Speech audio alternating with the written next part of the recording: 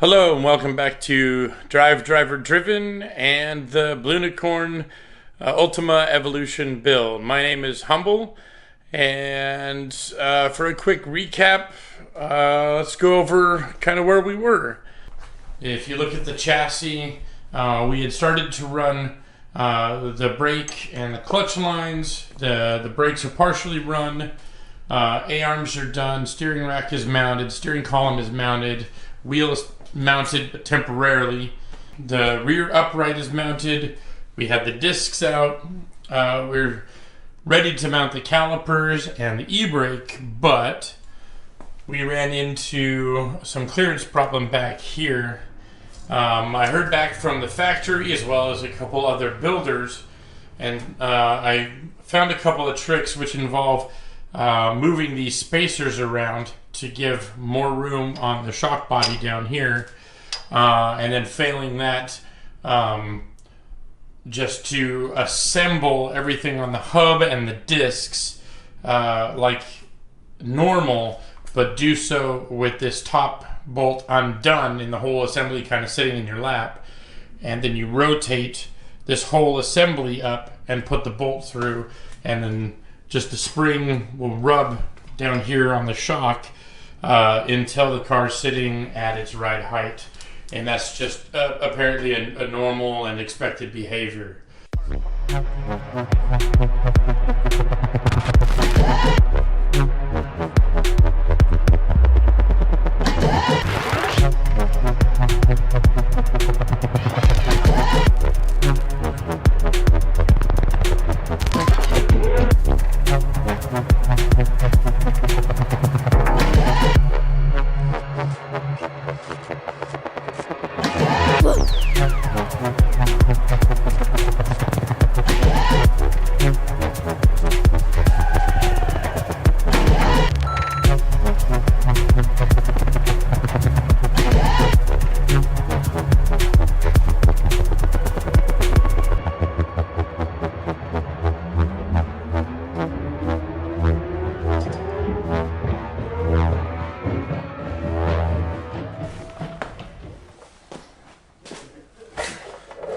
So these are our main calipers, AP Racing CP 9200s. This is a two-piece forged 4-pot caliper, which should be more than enough to stop this light car.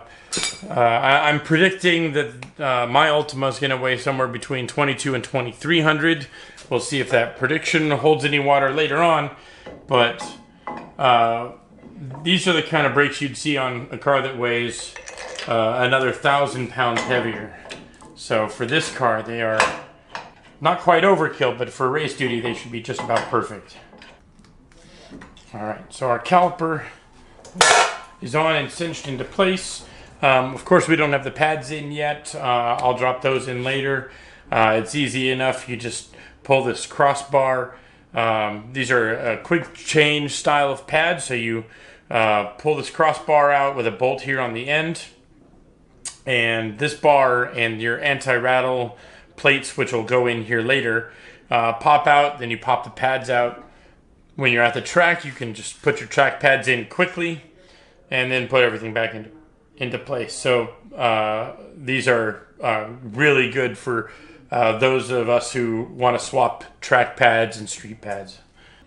We don't have any spacers in the caliper mount, so it actually can't come towards me anymore, which is the way it would need to come if it needed any adjustment at all. You know, I would say less than a tenth of an inch, maybe 50 thousandths at most, which is more than fine for the pads and the tolerances we're talking about. So I don't have any rubbing, even on the e-brake pads, which aren't, well, which are in and not touching. So that is perfect. I'm going to call this corner done for now, and I verified the method that we need to use and the position of all the spacers to get the brakes and the disc on this corner and the rear corner. These two corners are going to be the toughest because of where the rear e-brake caliper and the coil and the coilover mount. Once the car's on the ground, these two parts don't interfere. It's only when the suspension's in full droop. So that's not something we have to worry about down the road, because this is going to be an abnormal situation for a car like this. So with that being said, I'm going to go ahead and do the other side. And then the next step is we're going to see about fixing this clutch cable and then the e-brake cable on the other side of the car and route them around on the chassis. All right, so here we go, the finished product. We have our AP 4-pot caliper and our e-brake here. I'm going to show you some of the gotchas that I ran into, because I know there are Ultima builders watching this, and this will save you guys a headache. So what I found was these, if you're running the Heim joint suspension, this is only for Heim joint. This does not really apply as much to those who run the normal urethane bushing A-arms. But the bottom bushings are the same on either side. These top bushings, you run the large towards the rear of the car. So as you can see here, the large ones go towards the shock. On the shock, you put the large one also towards the rear of the car. And that's the same for the top and the bottom, but the bottom is difficult to see down there. With the top of the upright, same as the rest, the large bushing goes to the back of the car. And what that does is that'll make basically a bunch of room for the e-brake caliper against the shock body. You can see it there where it's hitting the shock body a little bit. In any other configuration, you can't actually get the e-brake caliper fastened. Another thing to remember is I have the double adjustable shocks here, but if you have the double adjustable or the single adjustable, you have to make sure that the adjusters are down on the bottom of the shock. So you don't want to invert it because there's just not enough room for the spring. But make sure the adjusters are on the bottom and facing inboard. Otherwise, they too will contact this return spring for the handbrake caliper. And you can see just how tight this space is and how it's contacting the shock body there.